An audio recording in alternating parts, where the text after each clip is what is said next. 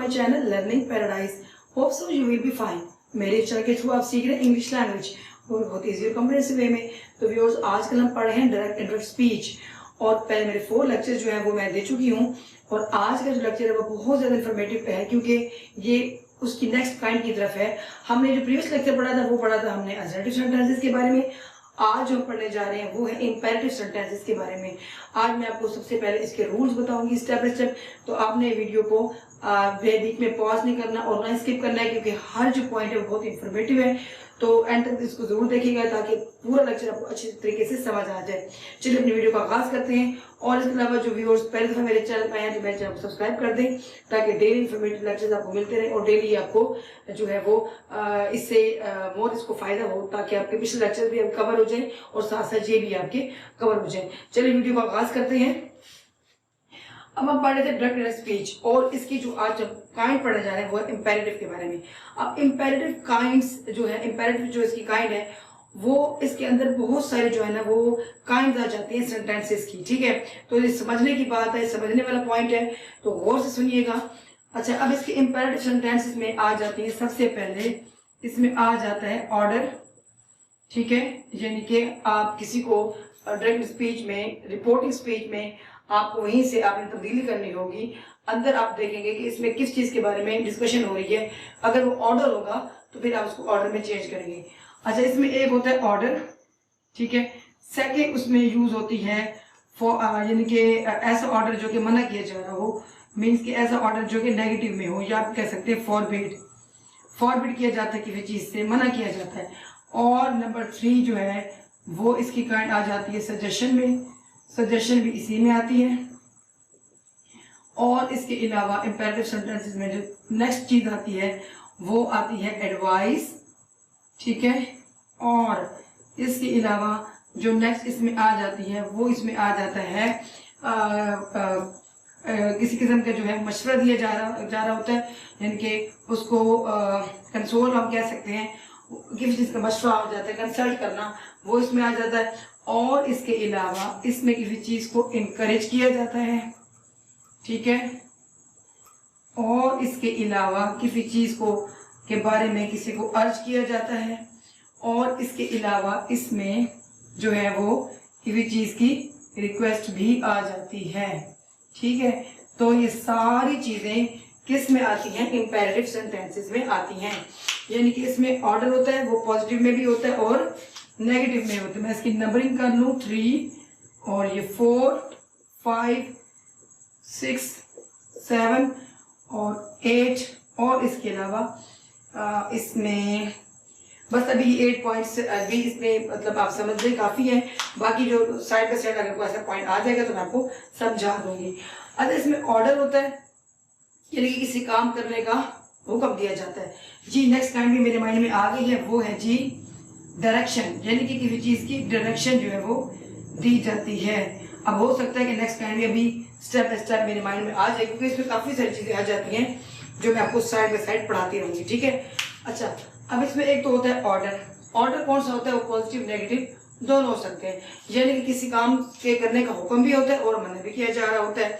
Number 2 forbid, तो उसी मना करने में आ गया, ठीक है। नंबर 3 आ गई सजेशन। सजेशन में होता है कि चीज के लिए आपको सजेस्ट किया जाता है कि like let's go for a walk और लेट्स डू सम फन और लेट्स स्टडी टुगेदर, इस तरह की सजेशन दी जाती है। और इसके अलावा नंबर 4 इसमें कोई मशवरा दिया जाता है, ठीक है। कंसल्ट कोई करता है किसी चीज को, जाकर कहता है कि जाके तुम किसी डॉक्टर को दिखा लो या तुम ऐसा करो कि ये कर, इस तरह कर लो, कोई मेडिसिन ले लो। और इसके अलावा इसमें और क्या चीज आती है? नेक्स्ट पॉइंट आता है इसमें एडवाइस का, यानी कि इसमें किसी भी किस्म की नसीहत की जाती है कि आप ये वाला काम, अब इसमें हम ये वाला वर्ब यूज करेंगे, ये तो मैंने नाम किया। एडवाइस किया जाता है कि आप जो है ये काम अगर इस तरह कर लें तो ज्यादा अच्छा होगा। और इसके अलावा इसमें एनकरेज भी किसी को किया जाता है, ठीक है।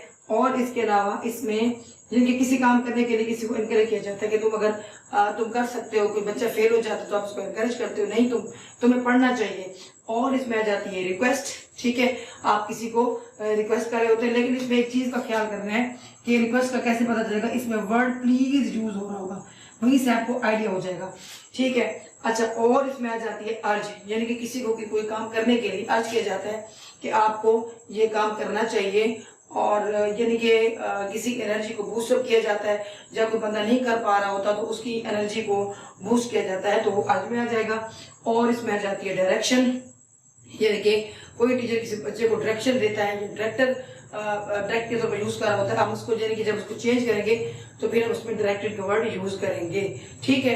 अब ये देखिए इसमें कितनी सारी चीजें आ जाती हैं, ये बहुत ही, मुझे तो ये वाली काइंड बहुत पसंद है, क्योंकि इसमें ना इतना मजा आता है करने में। और जब हम रिपोर्टिंग स्पीच को रिपोर्टेड स्पीच में चेंज कर रहे होते हैं तो वर्ड्स को, तो एक वर्ड्स की गेम होती है जो हम खेल रहे होते हैं, ठीक है। अब जैसे कि अब आपने ये वाली चीजें समझ ली हैं, ये पॉइंट्स के इंपेरेटिव सेंटेंसेस में ये सारी चीजें आ जाती हैं। ऑर्डर करने का हुक्म, ना करने का हुक्म, सजेशन किसी चीज की तजवीज़, किसी को नसीहत मशवरा करना, और किसी को कोई काम करने की रुखसाना, या किसी को डायरेक्शन देना, या इनकरेज करना, या रिक्वेस्ट करना, ठीक है।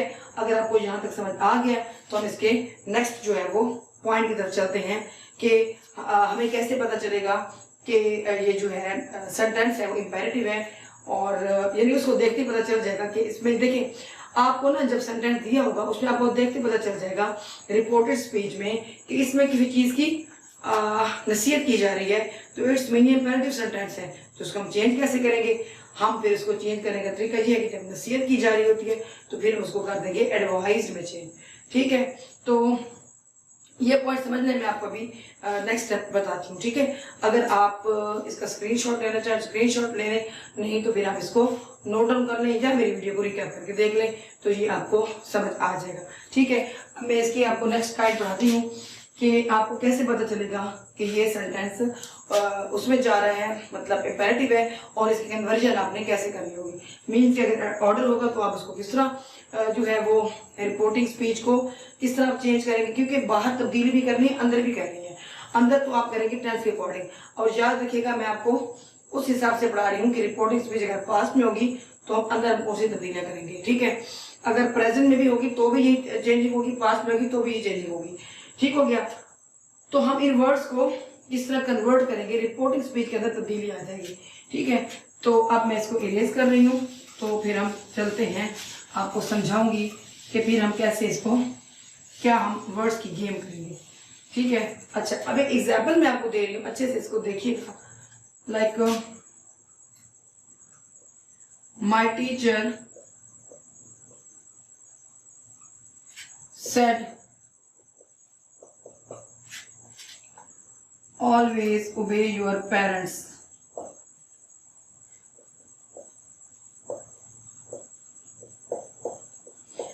अच्छा, मैंने सेंटेंस तो लिख लिया। एक बहुत ज्यादा इंपॉर्टेंट पॉइंट है जो एक हिंट है जो आपको पता चलेगा इंपेरेटिव है, तो ये मैं सेंटेंस बना लूँ, फिर मैं आपको बताती हूँ कि वो कौन सा इंपॉर्टेंट पॉइंट है। वेरी वेरी इंपॉर्टेंट पॉइंट है, और समझिए कि आपका काम और ज़्यादा आसान हो जाएगा। तो फिर आपने जो है वीडियो स्किप नहीं करनी, इसको एंड तक देखिएगा। ये समझा दूँ फिर मैं पॉइंट आपको बताती हूँ।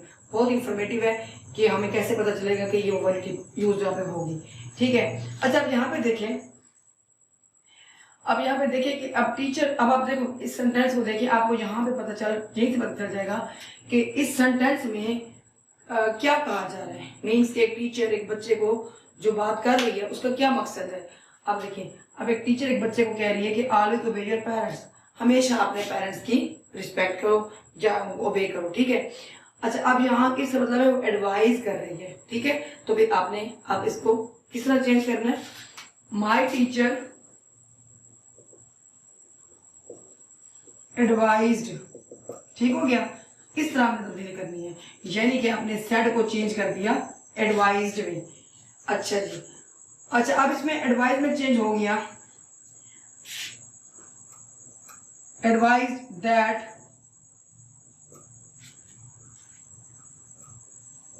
ऑलवेज ओबे योर पेरेंट्स। अब मैंने यहाँ पे दैट का इस्तेमाल किया है क्योंकि इसमें ऑलवेज बीच में आ गया था। अगर ये ऑलवेज नहीं आएगा तो फिर हम इसमें टू लगा के इसको कंटिन्यू कर देंगे, ठीक है। अच्छा जी, अब देखें यहाँ पे मैंने ऑलवेज लगाया, अगर मैं ऑलवेज को स्किप कर दूँ, ठीक है, मैं ऑलवेज को स्किप कर रही हूँ। अब देखिए ये ओबे और सेड ओबे योर पेरेंट्स। अब इसमें देखिए यहाँ भी मैंने इसको इरेज कर दिया। अब यहाँ पे किस तरह चेंज होगा, my teacher advised to obey my parents. ठीक है, अब देखिए इसमें ना टीचर ने योर का इस्तेमाल यूज किया। अब इसका मतलब ये है कि टीचर हमें बताना चाह रही है कि अब एक बच्चा बता रहा है किसी और को कि मेरी टीचर ने मुझे कहा कि अपने पेरेंट्स की रिस्पेक्ट करो। अब जाहिर है वो टीचर अपने वर्ड में जब कन्वर्ट करेगा तो वो ये कहेगा कि मेरी टीचर मुझे कह रही थी। ठीक है, my teacher advised to obey my parents. ठीक है, एंड पे आ जाएगा फुल स्टॉप। अब आप सोच रहे होंगे कि ये तो रिपोर्टिंग स्पीच तो पास्ट में है, तो फिर मैंने इसके अंदर जो है टेंस की चेंजिंग क्यों नहीं की। टेंस की चेंजिंग तो यहीं पे हो गई, ठीक हो गया। अच्छा, अब अंदर मैंने क्यों नहीं की, हमेशा याद रखिएगा कि टू के बाद हमेशा फर्स्ट फॉर्म आती है। ठीक है, अब जैसे टू लग गया हमारे ऊपर ऑब्लिगेशन आ गई है कि हमने इसके बाद फर्स्ट फॉर्म यूज करनी है। अगर हम फर्स्ट फॉर्म यूज नहीं करेंगे हमारे सेंटेंस का होल स्ट्रक्चर जो है वो डैमेज हो जाएगा। तो एक रूल है आपने फॉलो करना है कि टू के बाद हमेशा आपने फर्स्ट फॉर्म लगानी है। ठीक है, अब ये देखें यहीं से हमने इसको जो है सेड को एडवाइज में चेंज कर दिया। हमारा यहीं पे काम पूरा हो गया है क्योंकि हमने पास्ट टेंस को फॉलो कर लिया। मेरी टीचर ने मुझे कहा था, ठीक हो गया, टू ओबे माई पेरेंट्स, के मैं अपने पेरेंट्स की रिस्पेक्ट करूं।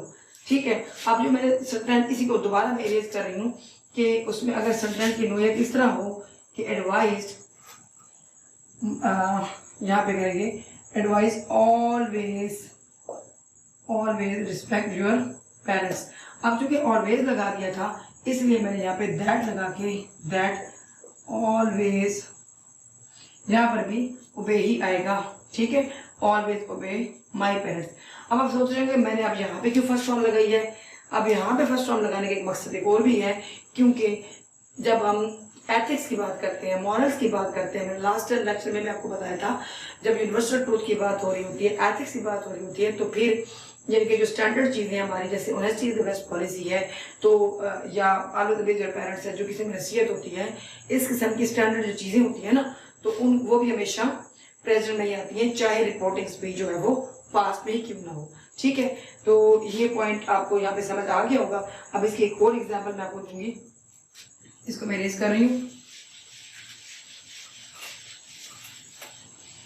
He said to his servant, polish my shoes। ठीक है, अच्छा जी, अब उसने अपने सर्वेंट को कहा कि मेरे जूते जो है वो पॉलिश कर दो। अब यहाँ पे आप जरा गौर करें कि जो मास्टर है वो अपने सर्वेंट को क्या कह रहे हैं, नसीहत कर रहे हैं, ऑर्डर कर रहे हैं, मना कर रहे हैं, क्या कर रहे हैं। तो क्लियर है कि यहाँ पे वो उसको ऑर्डर दे रहे हैं, तो फिर हम इसको किसमें चेंज करेंगे, ऑर्डर्ड में। अच्छा, एक और पॉइंट मैंने आपको जो है आपने नोट नहीं किया होगा, आपको नोट करवा रही हूँ। जब हम ऑर्डर्ड सेड टू को, पूरे सेड टू को चेंज करेंगे, हम पूरे सेड टू को ऑर्डर्ड में और एडवाइज्ड में, रिक्वेस्टेड में, पूरे सेड टू को ही चेंज कर देंगे। ठीक है, अब तो ये टू स्किप हो जाएगा। He ordered his servant, he ordered his servant। अच्छा, अब कोमाज मैंने हटा दिया, वही टू का इस्तेमाल आ जाएगा, दैट भी नहीं लगेगा। टू पॉलिश हिज शूज, उसने अपने सर्वेंट से कहा कि उसके जूते पॉलिश कर दे। ठीक है, बात समझ आ रही है ना। तो जैसे मैंने अपने प्रीवियस लेक्चर में बताया था कि जब किसी के कहे वर्ड्स को आप अपने वर्ड्स में बयान करते हैं तो फिर आप लफ्जों की गेम के साथ खेलते हैं और अपने वर्ड्स यूज करते हैं। ही ऑर्डर्ड, अब देखें पास्ट की जो है तब्दीली, पास्ट की कमी यही पूरी होगी। अच्छा, आप इम्पेरेटिव सेंटेंस का भी जो है वो रूल पूरा हो गया कि वो पॉलिश माई शूज कह रहे हैं, मतलब ऑर्डर दे रहे हैं, ऑर्डर आ गया। टू मिलकर स्किप कर देना है। ऑर्डर सर्वेंट, उसने अपने सर्वेंट से कहा कि वो उसके जूते पॉलिश कर दे।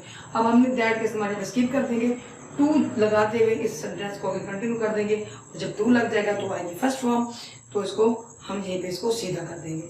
ठीक है, अच्छा जी, अब अभी ये 2 एग्जाम्पल इनफ नहीं है, क्योंकि आगे जो है काफ़ी लंबी इसकी डिटेल है जो मैं आपको स्टेप बाय स्टेप समझाती रहूँगी।